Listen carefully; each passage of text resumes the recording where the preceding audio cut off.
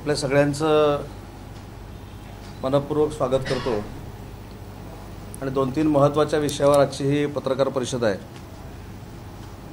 आपल्याला माहिती आहे की आपल्याकडे जवळजवळ 250 कोटी रुपये खर्च करून कोकणातलं पहिलं इंजिनिअरिंग कॉलेज होतं। आज त्या बिल्डिंगला देखील मी भेट दिली, तिथला देखील मी आढावा घेतला आणि मला सांगताना आनंद होतोय की 15 ऑगस्टपर्यंत इमारतीचा पहिला टप्पा पूर्ण होऊन 750 विद्यार्थ्यांची जी ॲडमिशन झालेली आहे ते 750 विद्यार्थी या इंजिनिअरिंग कॉलेजमध्ये नवीन इमारतीत शिक्षण घ्यायला सुरुवात करतील। आणि एक 3 महिन्यापूर्वी पत्रकार परिषद घेऊन मी असं सांगितलं होतं की या इंजिनिअरिंग कॉलेजला लोकनेते शामराव पेजे शासकीय अभियांत्रिकी महाविद्यालय असं नाव देण्याचा निर्णय महाराष्ट्र शासनाने घेतलेला आहे आणि त्याचा प्रस्ताव all India council for technical education म्हणजे ज्याला AICTE म्हणतात त्याच्याकडे प्रस्ताव गेलेला होता। आज ती मागणी समस्त कुणबी बांधवांची होती, परंतु रत्नागिरी जिल्ह्याची होती। त्याला AICTEनं मान्यता दिलेली आहे आणि भविष्यामध्ये आपलं आता हे इंजिनिअरिंग कॉलेज जे आहे ते लोकनेते शामराव पेजे शासकीय अभियांत्रिकी महाविद्यालय अशा नावानं ओळखलं जाईल। सगळ्यात महत्त्वाची गोष्ट म्हणजे कुणबी समाजाची मागणी असेल किंवा अन्य समाजाची मागणी असेल, परंतु लोकनेते शामराव पेजे साहेबांनी एक वेगळा दर्जा राजकारणाला या रत्नागिरीमध्ये मिळवून दिलेला होता। एक पारदर्शक कुणबी समाजासाठी काम करणारा नेता, सर्व समाजाला बरोबर घेऊन जाणारा नेता, अशा पद्धतीची त्यांची ख्याती होती। ते रत्नागिरीचे सुपुत्र होते। त्यांचे आणि माजी पंतप्रधान इंदिरा गांधींचे देखील अतिशय जवळचे संबंध होते। यशवंतराव चव्हाण साहेबांचे देखील अतिशय जवळचे संबंध होते आणि गेली कित्येक वर्षाची रत्नागिरीकरांची एक मागणी होती की त्यांचं नाव कुठच्यातरी एका वास्तूला दिलं जावं आणि म्हणून हा निर्णय उच्च व तंत्रशिक्षण विभागाचा मंत्री असताना माझ्याच माध्यमातून झालेला होता आणि त्याला केंद्र शासनाने आज मान्यता दिलेली आहे। 3 दिवसापूर्वी काही रत्नागिरी शहरातल्या नागरिकांना मी भेटलो होतो। आरजू नावाची एक जी कंपनी आहे, ज्या कंपनीमध्ये रत्नागिरी जिल्ह्यातल्या जवळजवळ 100 कोटी रुपयाचा काय ते FD असतील किंवा माल देण्याच्या बाबतीमध्ये असतील पैसे गोळा केलेले आहेत आणि त्याच्यावर कार्यवाही व्हावी अशा पद्धतीची मागणी जी केलेली होती त्याला देखील आपल्याला यश आलं आहे। पोलिसांनी आरजूच्या संबंधित केळकर नामक माणसाला अटक केलेली आहे, फडके नामक माणसाला देखील अटक केलेली आहे। हे लागेबांधे नुसते कोकणापर्यंत नाही आहेत तर हे पुण्यापर्यंत आहेत। मी आत्ताच SP साहेबांची चर्चा केली, त्याच्यामध्ये पुण्यातले देखील काही लोक म्हणजे पुण्यामधले स्थानिक असं नाही म्हणजे पुण्यामध्ये पळालेले आहेत अशा लोकांना देखील पुढच्या 4-5 दिवसामध्ये अटक होईल अशा पद्धतीचं त्यांनी मला ब्रीफिंग केलेलं आहे। आणि त्याच्यामुळे आरजूच्या जे खातेदार होते त्यांना ज्या पद्धतीनं फसवण्यात आलं, माझी पालकमंत्री या नात्यानं जिल्ह्यातल्या सगळ्याच नागरिकांना एक विनंती आहे की अशा पद्धतीच्या कंपन्या ज्यावेळी आपल्याकडे पैसे दुप्पट करून देतो म्हणून येतात आणि आंधळेपणानं आपण त्यांच्यावर विश्वास ठेवतो आणि त्यांच्याकडे आपण पैसे देतो, तर ही देखील सवय बंद केली पाहिजे। पूर्ण खात्री केली पाहिजे की आपण पैसे कोणाकडे देतोय। कारण आरजू संदर्भातल्या अनेक महिला भगिनींनी असं सांगितलं की आम्हाला कच्चा माल मिळणार होता, आम्हाला गाडी मिळणार होती, आम्हाला अजून काही मिळणार होतं, म्हणून आम्ही आमचे दागिने विकून आरजू कंपनीमध्ये पैसे इन्व्हेस्ट केलेले होते आणि म्हणून अशा ज्या कंपन्या भविष्यामध्ये ॲड देतील त्या ॲडची पूर्ण खात्री करून ती कंपनी योग्य आहे की अयोग्य आहे, त्याच्याकडे सगळ्या परमिशन्स आहेत का। आपल्याला रत्नागिरीकरांना 2 महत्त्वाचे मोठे अनुभव आहेत। तो म्हणजे पहिली सॅफ्रॉन, त्याच्यानंतर कल्पतरू, संचयनी, पॅन कार्ड, हे 2 नाही कामधेनू असे भरपूर अनुभव आपल्याला आहेत आणि हे अनुभव आपल्या गाठीला असताना देखील आपण अशामध्ये पैसे इन्व्हेस्ट करतो। ही काही चूक मी नागरिकांची म्हणणार नाही, पण भोळे बाबडेपणानं अशा लोकांवर ते विश्वास ठेवतात। अजून एक महत्त्वाची गोष्ट या मार्फत मला रत्नागिरीकरांना सांगायची ते म्हणजे इथल्या अटक असलेल्या काही लोकांनी असं सांगितलं की आम्ही काही राजकीय पक्षाशी निगडीत आहोत. मी तर स्वतः पोलीस अधीक्षकांना सांगितलेलं असेल कुठचा राजकीय पक्ष आहे मला माहीत नाही, पण माझ्या शिवसेना पक्षाशी निगडीत आहे म्हणून जर आरोपी सांगत असेल तर त्याच्यावर आहे त्याच्यापेक्षा कठोर कारवाई झाली पाहिजे अशा पद्धतीच्या सूचना आणि निर्देश मी आजच पोलीस अधीक्षकांना दिलेले आहेत. त्याच्यामुळे विनंती ही आहे की अशा कंपन्यांवर विश्वास ठेवून आपण जे पैसे इन्व्हेस्ट करतोय ते खात्री करून गेली पाहिजे, जेणेकरून ज्या 7-8 कंपन्यांमधून आपल्याला अनुभव आलेले आहेत तसे अनुभव पुन्हा रत्नागिरीकरांना येणार नाहीत. आज ज्या काही विकास कामांची मी पाहणी केली त्याच्यामध्ये नवीन जलतरण तलाव होता ज्याला 8 कोटी रुपये आपण खर्च करतोय. पोलीस SP ऑफिस कर्मचारी वसाहत ज्याला 105 कोटी रुपये आपण खर्च करतोय. छत्रपती शिवाजी महाराज आंतरराष्ट्रीय ग्रंथालय ज्याला आपण 15 कोटी रुपये खर्च करतोय. 3D मल्टीमीडिया शो ज्याला आपण 20 कोटी रुपये खर्च करतोय. ST कर्मचारी वसाहत ST डेपो ज्याला आपण 5 कोटी 63 लाख रुपये खर्च करतोय. छत्रपती शिवाजी स्टेडियम 4 कोटी रुपये खर्च करून आपण बांधतोय. ध्यान केंद्र हे 15 कोटीचं आपण बांधतोय. क्रीडा संकुल 20 कोटीचं जे जिल्हा स्तरावरती आपण बांधतो. सगळ्या कामांची मी पाहणी केली. प्राणी संग्रहालयाचं देखील काम सुरू झालेलं आहे आणि मला याच्यातनं स्वतःला एक समाधान आहे आणि आनंद देखील आहे की ज्या ज्या काही कमिटमेंट रत्नागिरीकरांसाठी शासन म्हणून आम्ही केलेल्या होत्या त्या एकनाथ शिंदे साहेबांच्या नेतृत्वाखाली पूर्णत्वाकडे जात आहेत. निधी त्याला प्राप्त झालेला आहे. अनेक विकास कामं 15 ऑगस्टला आम्ही लोकार्पण सोहळा करून लोकांना अर्पित करणार आहोत आणि आजच आचारसंहिता असल्यामुळं अजून एक आमची अनौपचारिक जी बैठक झाली ती म्हणजे आपल्या देशाचे माजी क्रिकेटपटू प्रवीण आमरे यांनी जो एक पुस्तक प्रकाशनाचा सोहळा दिल्लीमध्ये केला इंग्रजी पुस्तकाचा, त्यांनी त्यांचं आत्मचरित्र लिहिलेलं आहे. तर तो सोहळा आचारसंहिता संपल्यानंतर आपण मराठी भाषेत पुस्तक जे त्यांनी छापलेलं आहे तर त्याचा सोहळा आपण रत्नागिरीमध्ये करणार आहोत. आता त्यांच्याशी चर्चा केल्यानंतर एक लक्षात आलं की त्याला कदाचित कपिल देव देखील उपस्थित राहतील, सुनील गावस्कर उपस्थित राहतील, दिलीप वेंगसरकर उपस्थित राहतील, रोहित शर्मा देखील उपस्थित राहण्याची शक्यता त्यांनी सांगितलेली आहे. आणि हा कार्यक्रम करण्याचा उद्देश आहे की जे स्पोर्ट्समन्स आपल्यासमोर आहेत त्यांना आपल्या जिल्ह्यातली व्यक्ती काय करू शकते, त्याची ताकद क्रिकेट जगतामध्ये काय आहे किंवा स्पोर्ट्समध्ये काय आहे ही आपल्या पुढच्या युवा पिढीला कळावी यासाठी आपण हा कार्यक्रम घेतो आहे. आणि आपल्या सगळ्यांसाठीच एक आनंदाची गोष्ट दुसरी अशी आहे की मागच्या वेळी आपण 10 मुलांना नासाला पाठवलं होतं. यावेळी आपण 20 मुलांना नासाला पाठवण्याचा जो निर्णय घेतला होता तो देखील यशस्वी झाला आहे. 5 जूनला 20 मुलं ही ग्रामीण भागातली नासाला जाणार आहेत, तिथली टेक्नॉलॉजी बघणार आहेत. 8 दिवसाचा त्यांचा जो प्रवास आहे ते प्रवास करून 20 मुलं पुन्हा एकदा 8-15 दिवसानं भारतामध्ये येतील. पण याच्यात समाधानाची गोष्ट आहे की महाराष्ट्रातला रत्नागिरी जिल्हा पहिला असा जिल्हा आहे की जिल्हा नियोजन मंडळातनं टॅलेंट सर्च करून जे सायन्समध्ये प्रगत असलेले विद्यार्थी आहेत ते आपण अमेरिकेला पाठवतो. हा उपक्रम फक्त रत्नागिरी जिल्ह्यामध्ये सुरू आहे आणि त्याच्यामध्ये आपण दुप्पट वाढ केलेली आहे. 10 मुलांच्या अगेन्स्ट आता 20 मुलं यावेळी नासाला जाणार आहेत.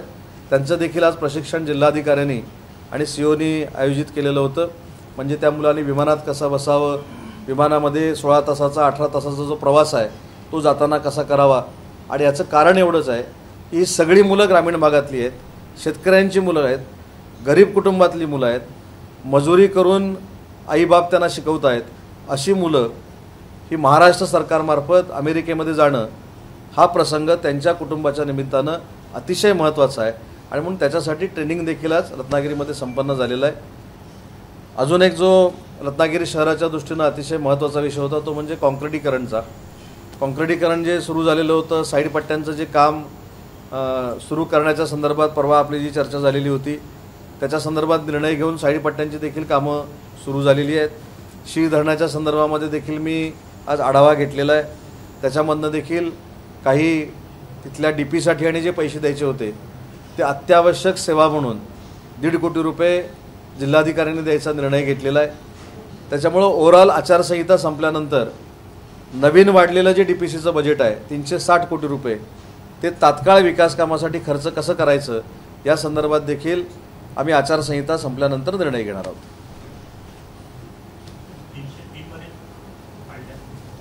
360 कोटी रुपये झाले ना. 360 कोटी रुपये झाले आता.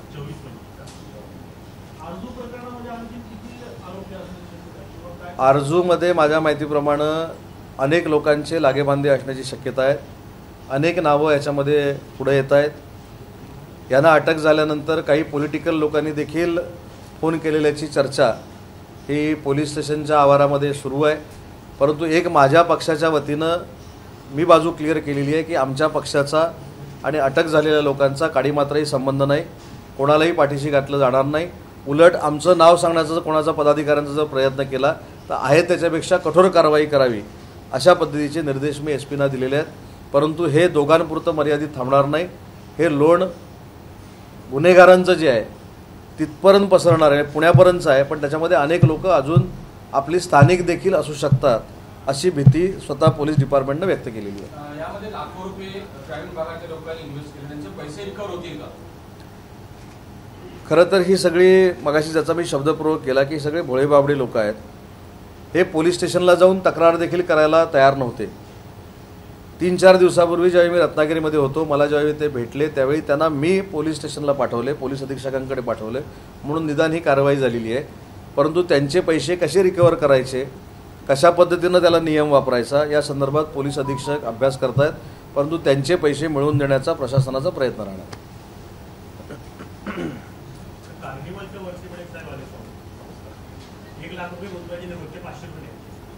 नाही, मला आज जर त्याचं नाव सांगितलं, आजच तासाभरामध्ये पोलिसांना तिथं पाठवून ती कंपनी योग्य आहे की अयोग्य आहे याची पडताळणी केली जाईल आणि अयोग्य असेल तर त्याच्यावर कारवाई केली जाईल. नाव काय नाही, म्हणून मगाशी जे मी आवाहन केलं ना की समस्त रत्नागिरीकरांनी 8 ते 10 वेळा अशा कंपन्यांचा अनुभव घेतलेला आहे.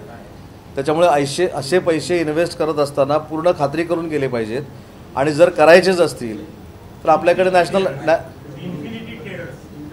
आजच पोलीस अधीक्षकांशी चर्चा करून त्याची खात्री नक्की केली जाईल.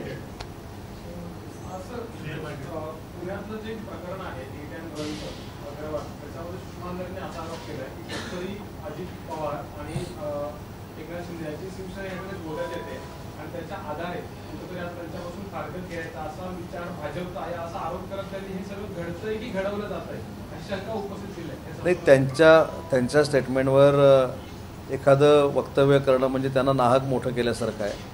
हिट अँड रनमध्ये जे 2 नाहक बळी गेलेले आहेत त्याच्या संदर्भातली तर कारवाई झालेली आहे. ब्लड सॅम्पल ज्यांनी चेंज केले त्या डॉक्टरांवर देखील कारवाई झालेली आहे. त्याच्या वडिलांनी लायसन नसताना पासिंग नसलेली गाडी त्यांच्या ताब्यामध्ये दिली, त्यांच्या वडिलांवर पण एक कारवाई झालेली आहे. ही गाडी ज्यांनी घेण्याचा फोर्स केला त्यांचे लागेबांधे कुठच्या तरी गँगस्टर बरोबर आहेत म्हणून त्यांच्या आजोबांवर देखील कारवाई झालेली आहे.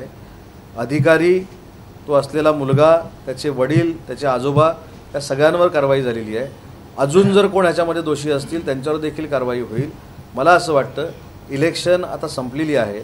हा स्टंट जर इलेक्शनच्या अगोदर केला असता तर काही मतं इकडे तिकडे वाढली असती. स्वतः देवेंद्रजी त्या ठिकाणी गेले, CP ऑफिसला त्यांनी पत्रकार परिषद घेतली, त्यांनी कडक कारवाईचे धोरण स्वीकारलं. म्हणूनच ज्याच्यावर कारवाई झालेली नव्हती तो मुलगा आता रिमांड होममध्ये आहे अशी माझी माहिती आहे.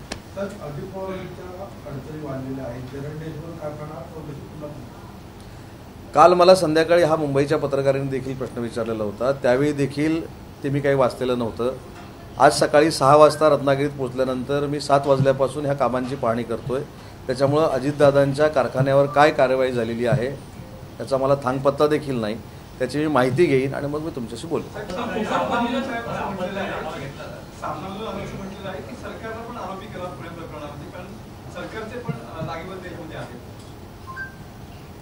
त्याच्यामध्ये लिहून काय फरक पडतो?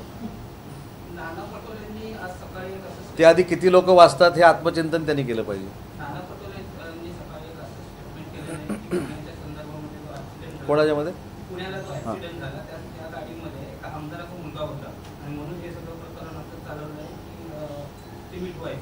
माझं तर म्हणणं असं आहे की त्याच्यामध्ये जर आमदाराचा मुलगा असेल आणि ती माहिती नाना पटोले साहेबांकडे असेल तर नाना पटोलेंची देखील चौकशी झाली पाहिजे. नाना पटोले साहेबांना देखील CP ऑफिसमध्ये बोलवलं पाहिजे. जर एवढी स्फोटक माहिती त्यांच्याकडे आहे आणि आमदारांचा मुलगा असलेले पुरावे त्यांच्याकडे आहेत, त्यांनी CP ऑफिसला दिले पाहिजे आणि खरोखर असेल तर कारवाई झाली पाहिजे.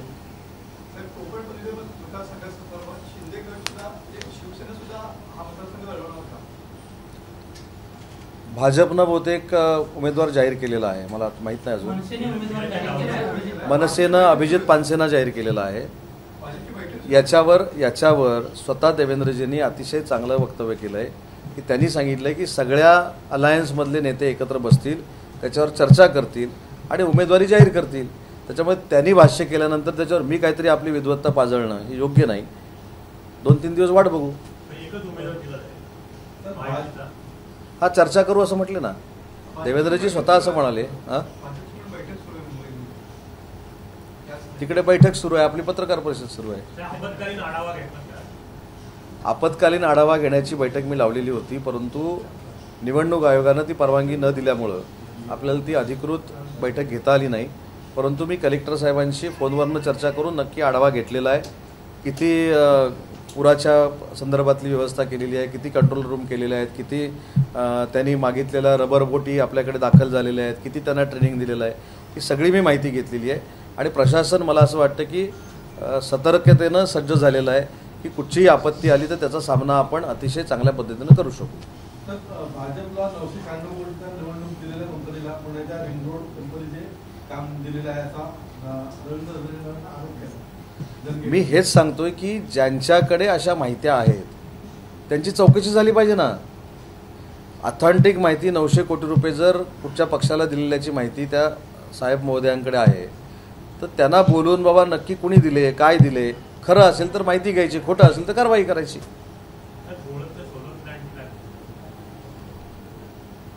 पॅनल मागवलेले आहेत, परंतु आता आपण एकच तो प्लांट करत नाही, आपण 2 प्लांट करतोय. एक गोळपला करतोय आणि दुसरा शृंगारतळीला करतोय. दोन्ही ठिकाणी हे प्लांट झाल्यानंतर जिल्ह्यातल्या सगळ्या ग्रामपंचायतीसाठी हा फायदा होणार आहे. त्यांच्या स्ट्रीट लाईटचं जे बिल आहे ते कमी होईल आणि त्याचा फायदा ग्रामपंचायतीच्या डेव्हलपमेंटवर होईल.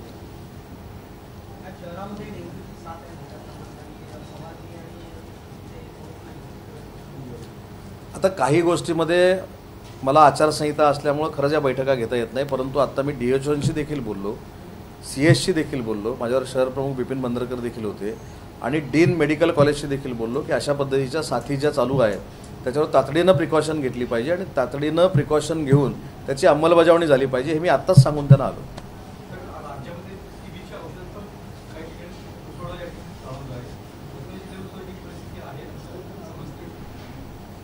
जिल्हा आरोग्य अधिकारी जिल्हा परिषदेचे जे आहेत त्यांनी पालकमंत्री या नात्यानं मला एक विनंतीबाजू सूचना केली की अजूनही राज्यस्तरावरनं मेडिसिन्स मिळत नसल्यामुळं काही DPCतले पैसे त्यांना अत्यावश्यक बाब म्हणून आवश्यक आहेत, तर तसे निर्देश मी जिल्हाधिकाऱ्यांना दिलेले आहेत. जिल्ह्यामध्ये कुठेही मेडिसिनचा तुटवडा होणार नाही याची दक्षता जिल्हाधिकाऱ्यांना घ्यायला मी ऑलरेडी सांगितली. ABP माझा, उघडा डोळे बघा नीट.